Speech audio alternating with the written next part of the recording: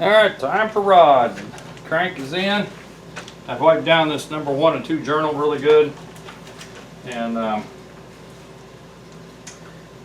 like I said, I always use Mall Cleveite 77. I use a tri-metal bearing.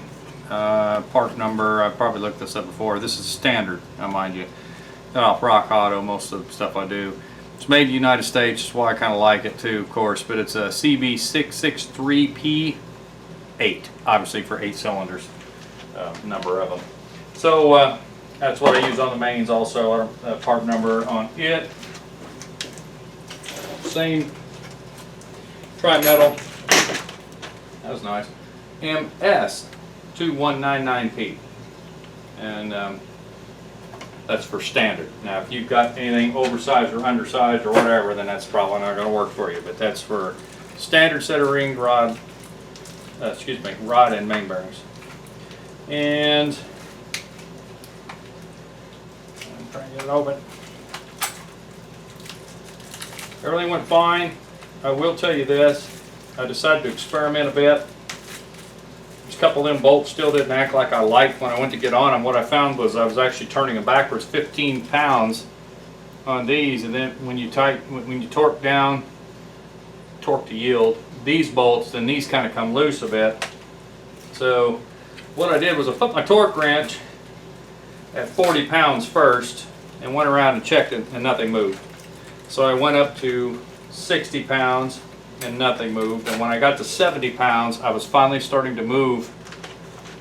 I'm talking the center bolts. When I got to 70 pounds I finally started getting just a tad bit of movement out of them, and they were all basically the same, so that actually worked out fine. When I went to do the outers, let's throw one of them brand new ones on the ground, stupid. I'm just throwing everything on the ground. So anyway, come on! When I got to, luckily it doesn't hurt these things, because it can't fall on the seating surface, but you don't want to booger the edges up on it where it will drag or snag. Yeah, that's alright. Anyway, at 70 pounds, I was just starting to get movement out of them. They're all about the same. When I got out here to the outer ones, I started again at like 50 pounds and went up. When I hit 65, they started moving. Now, I'm not telling you to torque them to that, the old bolts. The outer ones I did 20 pounds, they're supposed to be 18. I did them just a little bit more than that. I didn't see a problem with it. Anyway, which one do I got here? Number 1. So anyway, guys, as I said here in an earlier video, I put all the plastic bags, maybe you can see, maybe I ought to move you up just a tad so you can actually see. I'm moving down just a tad. No, it's not going to let me do that. Why would it? Oh, vomit cam. I can't move you a whole lot because there's just not enough room.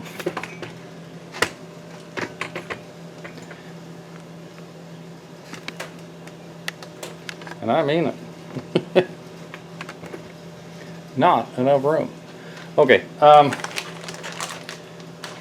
put all the pistons back in the bag. There are no rings on these pistons because it's just not going to be conducive to do that at this point.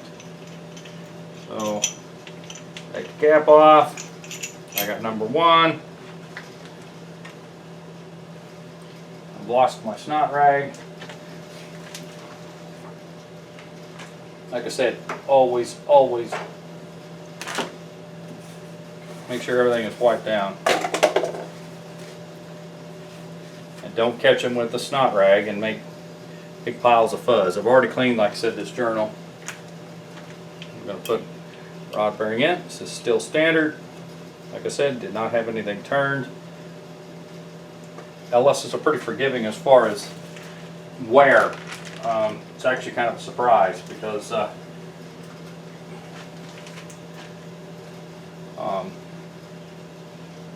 you never know. I'm going to check these other end, make sure. I don't think there's a top and bottom to these. No, your rods are all the same. The reason there's a top and bottom on the mains is it oils from the top. That's why it has a groove with a hole in them. I guess I really didn't show that to you, but that's what that's for. Is to oil, allow oiling of the bearings.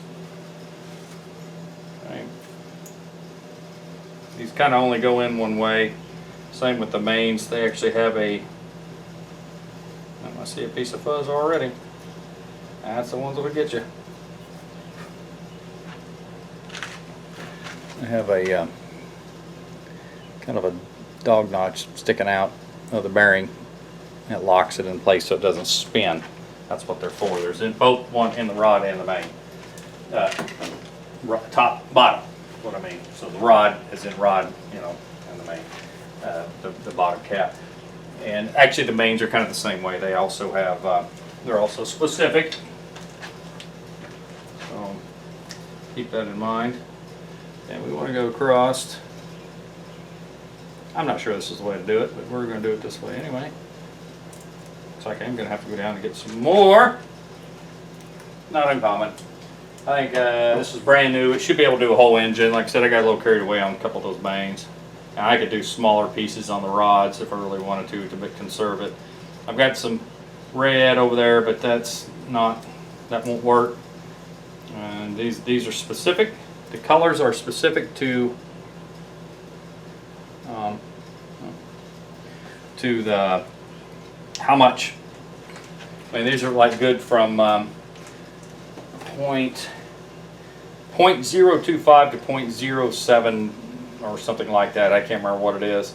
7.6, and the other ones are like .7 to a 1 something, and then it's like a 1 da da da da. It doesn't matter because everything has a bit different bits of clearance. So you know, you got to kind of keep that in mind. Okay, remember, all the pistons have dots on them. The dots go forward. And can you see the dot? It's right here. Don't know if you can see, it's too dark. And number 1 cylinder on a Chevrolet is always the furthest one forward. It's always the driver's side. So make sure you're, mind you, I have nothing oiled. I have no rings on the pistons. No reason to at this juncture, but don't allow everything to beat and bang and everything like that either, because you do have brand new bearings and everything.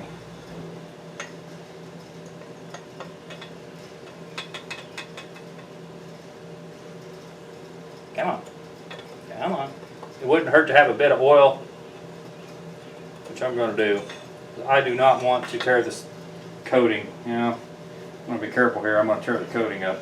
So let me lube that just a bit. I don't really want to use assembly lube.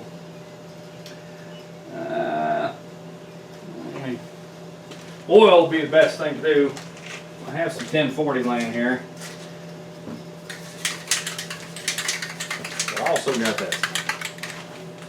Mind you, I wiped all these cylinders out. That's the reason there's no oil in them. This is a gel. I'll clean it all out before I put it in, because I'll re-oil everything.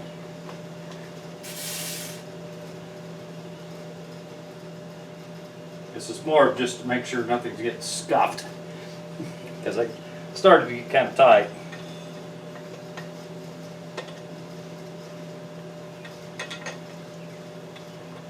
Brand new pistons and all. And make sure it's not hitting on anything, which, like I said, way down there it's not going to, because your rod has to come all the way to the top, or all the way to the bottom of the bore, I guess is what I'm saying. Make sure you're 1 and 1.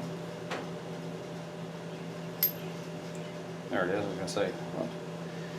Make sure everything's lined up. Mind you, still got the plastic gauge there, so don't be Clovis and jumping, jerking stuff around.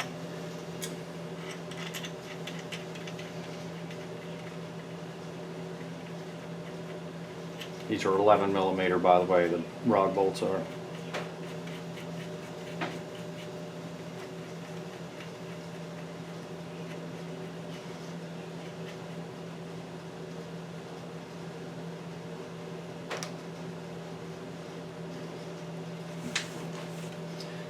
Okay, before I tighten that down, it's already starting to kind of pick that side up, so let me get the second one on there.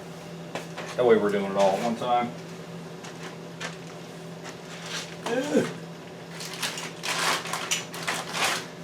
Well, I am officially, non-officially looking for another shop to either build or something. I'm not sure yet. I made the mistake of asking my accountant if I have to pay taxes on the check I got from the building over there that the roof collapsed on. And they basically said, yes, you have to. If you don't, obviously reinvest it. And I said, I can't see this being capital gains when I didn't sell it. I said, this is for replacement cost. And I should have called the insurance company back first. And because the insurance company basically said, because I asked them specifically, insurance company, I said, hey, am I going to get a 1099 at the end of the year for this or what? You know, for the check that you sent me.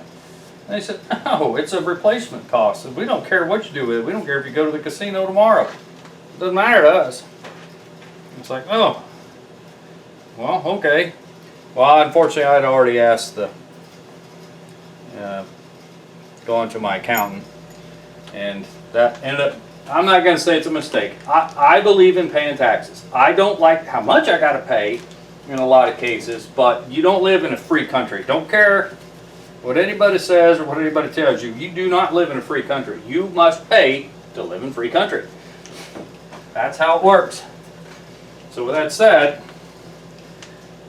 I think we're taxed to death. I think we have too much government, but that's whatever. Different story. So with that being said, getting the taxes done. Mind you, I asked them 6 months ago. Never dawned on me for a minute that they actually put that in my file that I got said check. So with that said, now make sure my dot's facing forward, and the fuzz that's on the, it really doesn't matter right now, but so he says, hey, got your taxes done. However, I got a note here saying that you got this check, you paid X amount per building, and you got a check for X amount of dollars. You know you got to pay taxes on that. And I said, no, I don't think so. He said, it's not capital gains, I didn't sell it. He says, so you're replacing it. And I said, well, I said, yeah, you know, I mean, what was I supposed to say? And I do want another shop, don't get me wrong, I'm not lying to anybody. I'm not that kind of person, but it's like, well, I said, yeah, I'm going to. I said, but here's my problem. I said, where my building is located, it was attached to another building on one side. The other side was a parking lot. The unfortunate part about it is when my building roof fell in, it damaged the neighbor's wall too. And it was a big deal. It was a big to-do. Getting it tore down was almost impossible. We had to get a structural engineer involved, and he's saying that connecting rods 15 pounds and 85 degrees. What the structural engineer said was that you basically have that wall was designed to have pressure on both sides, meaning a roof pressure on both sides. Now, I'm not an engineer. I'm not going to argue with the guy, but he wasn't being paid by my insurance company. He was being paid by somebody else's. So they're going to tell you whatever to try to get as much money out of them as possible. And I said, okay. I said, I got it. I said, so what's the problem? I said, well, you can't take your wall down until we go in and structurally support that wall. 15, 15, and I said, well, okay, 15, 15. I'm sure that's where they're still at. Yeah, I think you can hear the click, possibly. It's just my mouth running. But anyway, long story short, I had to pay. This is no joke, guys. I'm not lying about this at all. I paid $10,000 for that building. I had to insure it for half replacement cost. And so I was paying $85 a month insurance. I was paying $200 a month for 5 years to buy it. I mean, I didn't have 10 just laying around at the time. So, and then I was paying $50 just to keep the electric on whether I used it or not. So you know, I was spending, you know, 300 whatever dollars a month, whatever. It doesn't make any difference. That's what I was spending on the building just to keep it. Plus, I had to go over and mow, you know, and stuff like that. So anyway, it cost me 85. It cost me $14,289 to have it tore down because they had to support the wall next to it. It's 85. Okay, that's fine. I got it. You know, and this is out of the check I got for the building. Well, owners of the company next door, I immediately give them the claim number, insurance information, stuff like that when it happened, because it wasn't their fault. This was my doing, not theirs. And so, you know, being a good neighbor, I went ahead and give them that information, and I got paid really quick on mine.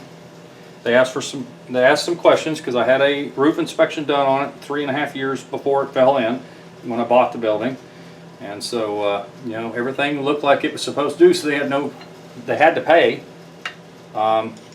Unfortunately, of course, the insurance company, she went through some problems with her insurance, and then mine wouldn't call her back, and then she tried to get me to call my insurance company, which that's not how it works. And told her, I said, I can call them, but they're going to tell me to stick it, you know, because it's not their, you know, this isn't their, I mean, they're going to pay you what they're going to pay you. It doesn't matter what I say.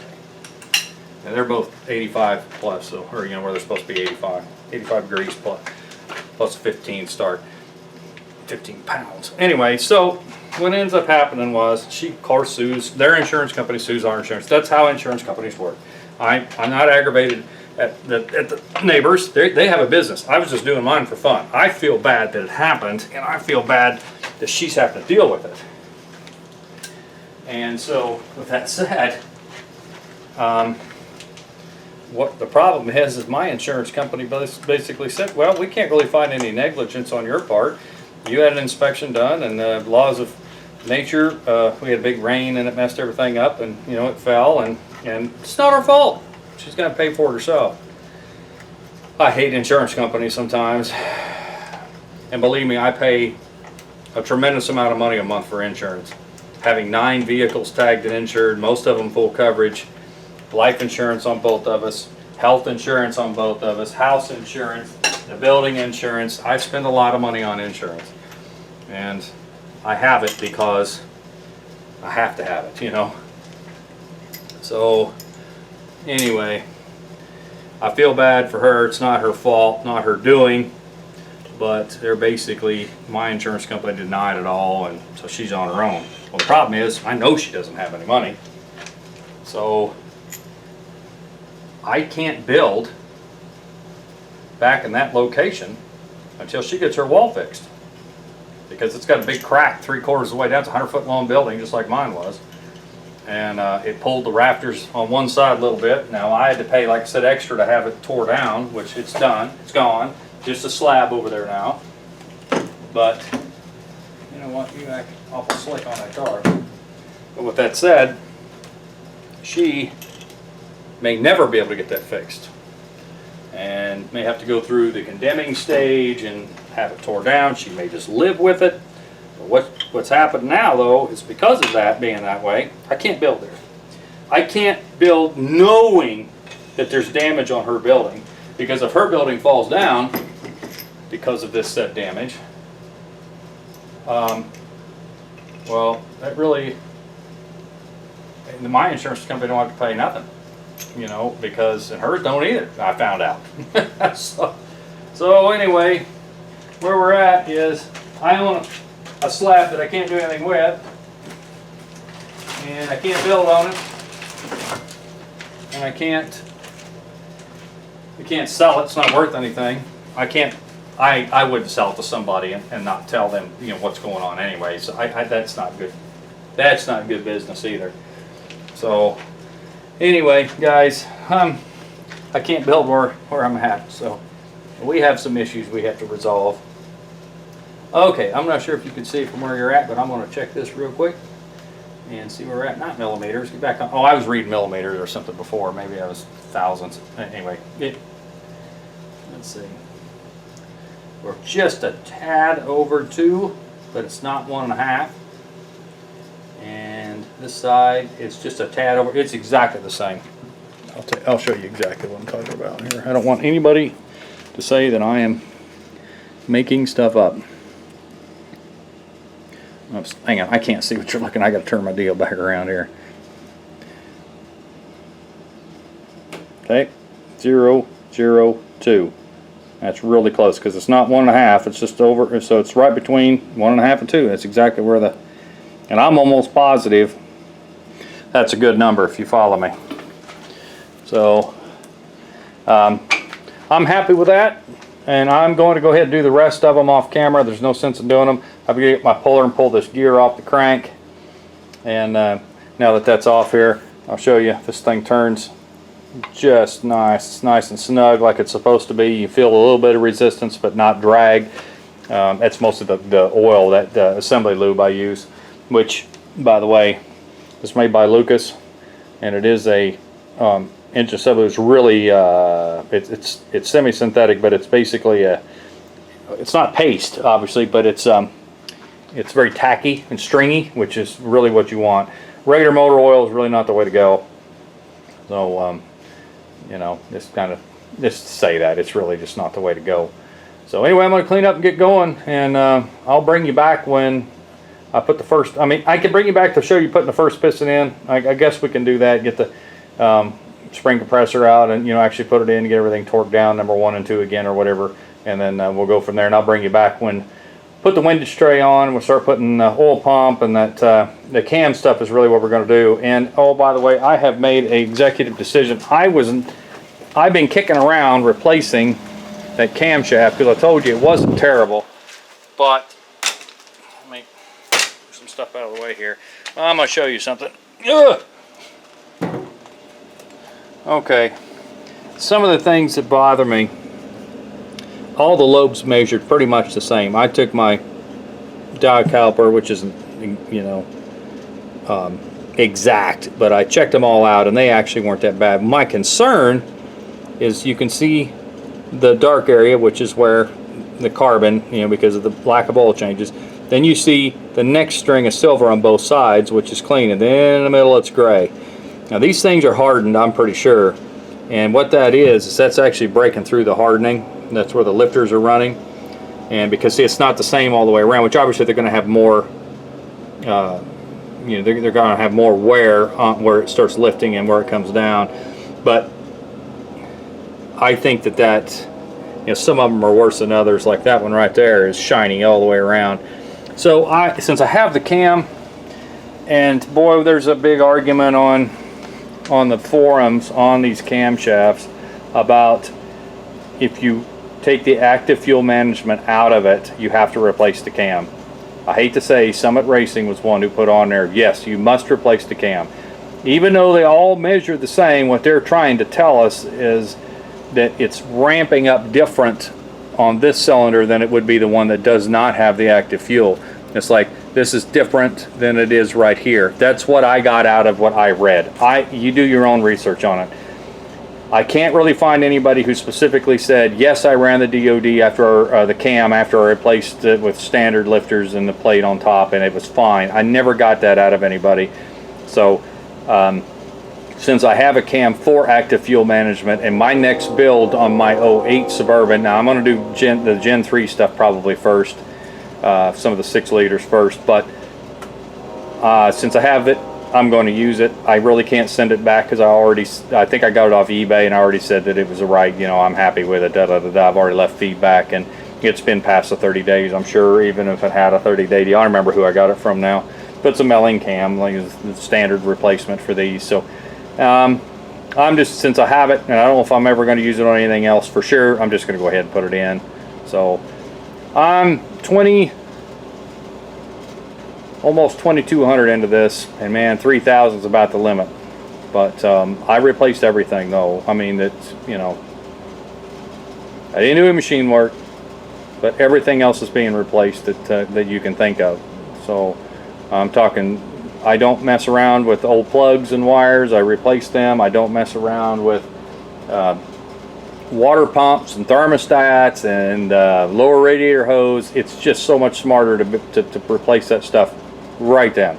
I know it's kind of costly up front, but give the engine its best chance. Don't throw it all together, take off down the road, about a radiator hose pops, or your water pump isn't the best, and it shells out, and you end up melting down a $2,000 motor that you did yourself. I mean, that's just, or even more if you bought a replacement or something, or somebody else's rebuild. So, anyway, guys, just that's my personal preference, is to replace it all. If I'm not putting a warranty on it, because I really can't. All I can do, I can't warranty the parts, I guess I should say. If I did something wrong, I'll stand behind it.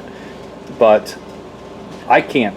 I'm not a machine shop. I'm not a professional. I don't do this for a living. So, I mean, I'm not jerking anybody around. I explained that to him up front. I said, look, here's the deal. I'm going to do this. I'm going to do this. If you have a problem, let me know before you take it anywhere or do anything. Even if I have to come tow it, don't burn it up. Let me take a look at it first, because if you burn it up, then I don't know where to go from there. A lot more money involved. So, anyway, guys, I'm going to get off here. Start. You're probably tired of me talking. When I bring you back next, I'll be putting a piston in for life.